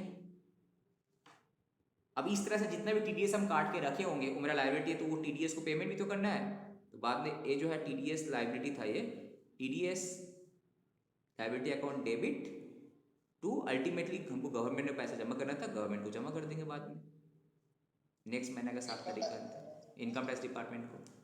इस तरह से टीडीएस का भी अकाउंटिंग होता है, ठीक है। बेसिकली क्या होता है, इस एक तुमको लिस्ट निकालने पड़ता है कितना सारा टीडीएस से अपने कटा है, टोटल मिला के टीडीएस का लेजर चेक किया जाता है, लेजर में कितना टीडीएस का बैलेंस गिरा हुआ, नेक्स्ट महीने उतना पेमेंट हो जाना चाहिए, इस तरह से, ठीक है। मोरलेस तुम लोगों को बेसिक अकाउंटिंग समझ में आ गया एटलीस्ट।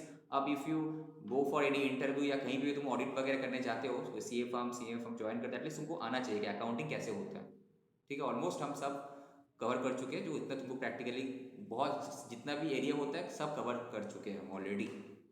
ठीक है, सो नेक्स्ट क्लास में अब हम लोग मेन टॉपिक जो तुम लोगों का है वो स्टार्ट करेंगे। जैसे कि तुम लोगों का मेन टॉपिक अगर देखा जाए सिलेबस में